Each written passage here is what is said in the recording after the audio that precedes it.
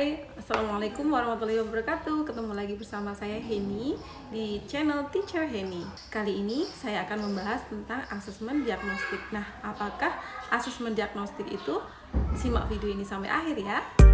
Namun jangan lupa sebelumnya subscribe, like, dan komen video ini. Semoga video ini bermanfaat untuk kalian. Selamat menonton.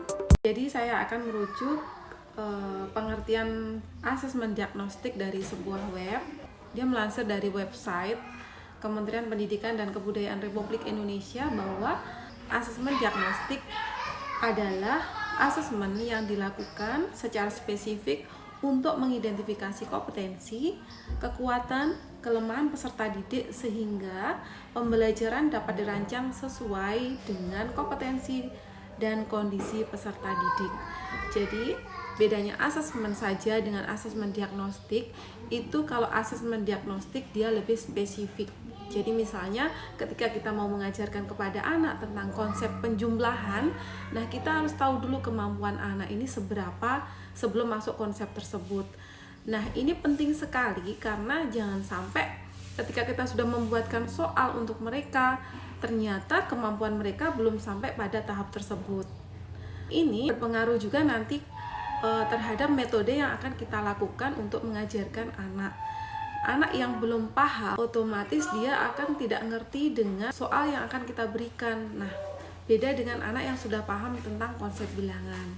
Oh iya, menurut kalian apa nih kemampuan yang harus dimiliki anak sebelum anak masuk ke konsep penjumlahan dan pengurangan? Sebelum masuk konsep tersebut adalah anak harus paham konsep bilangan. Nah, konsep bilangan ini melingkupi simbol bilangan dan juga nilai bilangan tersebut. Langsung saja saya akan ngetes soal untuk anak murid saya berkaitan dengan konsep penjumlahan dan juga nanti ada kaitannya dengan asesmen diagnostik ini. Oke teman-teman, jadi kali ini kita akan mengajari anak tentang konsep penjumlahan bersusun. Nah, namun sebelum kita memasuki konsep tersebut, kita akan asesmen dulu kemampuan anak itu seberapa. Pentingnya asesmen ini adalah untuk mengetahui kemampuan anak, sehingga ketika kita membuatkan soal atau membuatkan program untuk anak itu tepat sesuai dengan sasaran atau kebutuhan anak. Selamat pagi Musa. Pagi. Tadi sudah makan? Sudah siap belajar? Siap. Oke. Saya sudah membuatkan soal yang seperti ini untuk konsep penjumlahan bersusun tanpa menyimpan.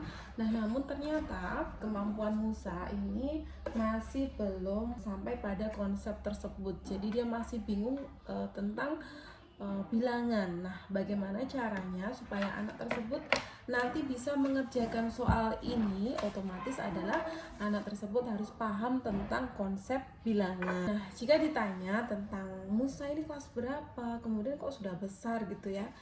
Nah, kebetulan saya mengajar kelas 2 SD LB. Namun di sini karena Musa ini adalah pindahan dari SD, artinya dia memang besar karena umurnya itu lebih dari umur kronologis yang seharusnya masuk kelas 2 SD ya. Dia masuk di sini karena terlambat. Artinya gini, dia masuk ke sini itu karena setelah ada laporan dari gurunya bahwa anak tersebut mengalami kebutuhan khusus sehingga direlokasi belajarnya di SLP seperti itu. Oke, kita akan langsung asesmen dia tentang konsep bilangan. Nah, seberapa jauh kemampuan dia tentang konsep bilangan? Simak video ini sampai akhir ya. Musa nulis angka 5.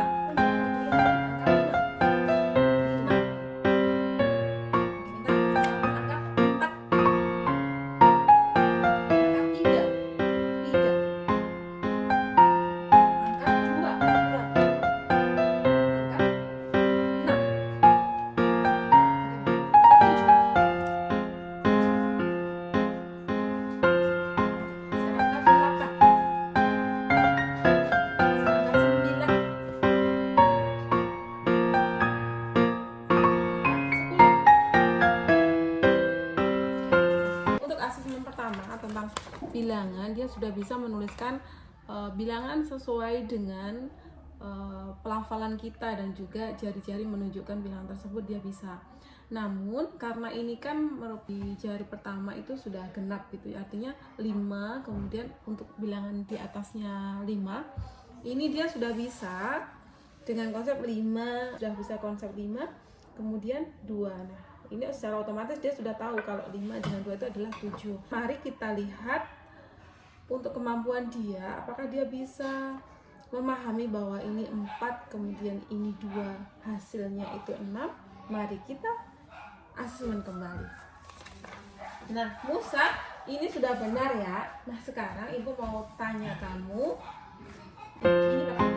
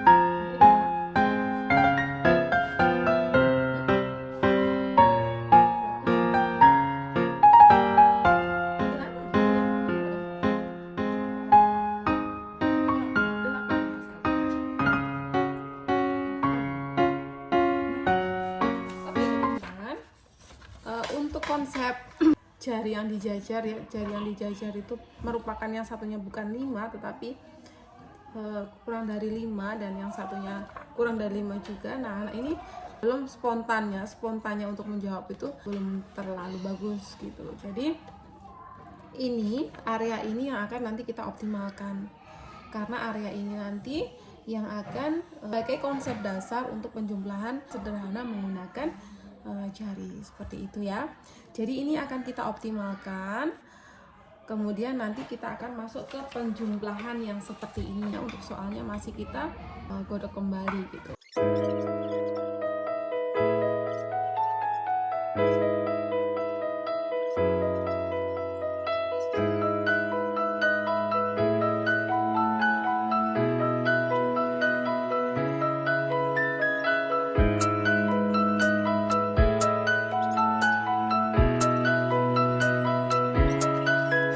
Demikian proses asesmen untuk pengenalan anak tentang konsep bilangan.